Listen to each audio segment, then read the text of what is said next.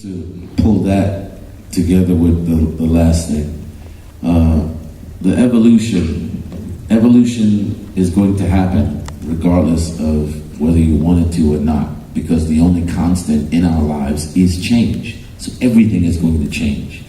We don't look the same way we looked when we started. We don't think the same way we thought when we started. We don't dance the same way we did when we started. And we shouldn't, because you're supposed to grow. If you continually do the same thing the same way over and over, then it stagnates. So yes, there's resistance to change because nobody wants to grow old, but you're going to. And you should be happy to, because there are a lot of people that don't get that chance. But again, you know, in order for something to evolve, you have to have a starting point. If you don't know what that starting point is, how do you know it's evolved? How do you know what it evolved from? And that's the one of the biggest problems with, I think it's just laziness. People want to say that, well, I'm just doing this and I'm doing my own thing. That's an excuse. You know, 9 times out of 10, I hear that from dancers saying that they're doing their own thing and they're trying to do this and that.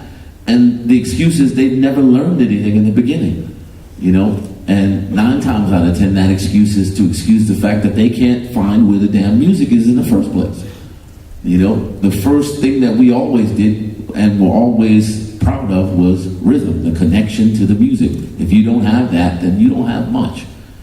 Now, as far as, you know, passing it on to the next generation, you have to give them something that they can relate to. I can't teach you how I came about, because you are not from my time. I have to give you and feed it to you in a way that you can digest it and you can share it with your peers, because we are not peers. You know, I'm older than you are. I have way more experience, and there are people that are older than me. So it is my job as a teacher to put it in a way that you can learn it and it make it fun for you and that you can grow from it. If you're not being, you know, taught in that way, then what is the point?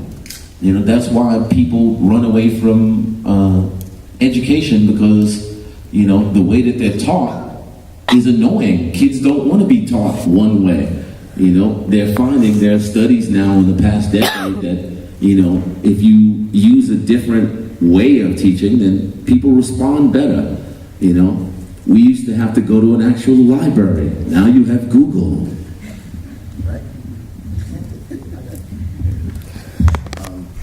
So, before Stretch said it, I was really thinking exactly the same thing. The way to pass it on is 2 words for the elders: embrace and relate. Embrace and relate. Okay, now let's just pick out one thing. Let's talk about the fashion thing. Back in the days, if you wore skinny jeans, it was not a good thing. Right? It was not a good thing. And then literally, they started in skinny jeans. Yeah, okay. Let's keep it real. Then in the 90s, there were no baggy pants. Everybody was wearing tight pants. Everybody wore tight pants. They got away from that. But then in the 90s, yeah, strings wrapped around the pants. Exactly. I got pictures with folks, me included, with Lee jean suits. No. Straight legs. Started in skinny jeans. Skinny jeans used to be called straight legs. So then, and if you bought them baggy, you took them to the cleaners to get them straight. So anyway, let me finish. Can I finish? Then I'm the youngest. See, now you understand why I said that, right? You get it? Okay. So in the 90s, if you wore baggy pants, it was not a good thing, correct? Right? Okay. So then, now, skinnies come back. And for a long time, people were like, what you wear them tight jeans for a while? What you wear them tight jeans for? Then everybody's wearing tight jeans, right? Yeah. So, first, people don't understand. Then you embrace and you relate and you move on with it. And that's the thing we have to be able to do as pioneers, is embrace what's going on now. Embrace trap music, because trap went one. Trap is not new. Trap is several years old. I think it just got out the hood, per se, but it's not new at all. Embrace what's going on. Take a step back and look at it. Take it in, because it's probably beautiful, but your ego is shutting it down.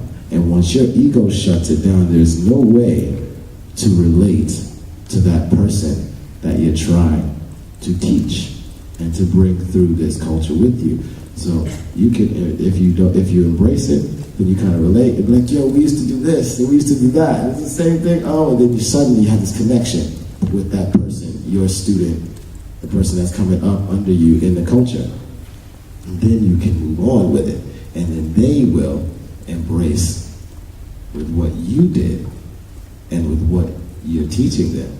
Relate and move on and carry it through with their evolution of what it was.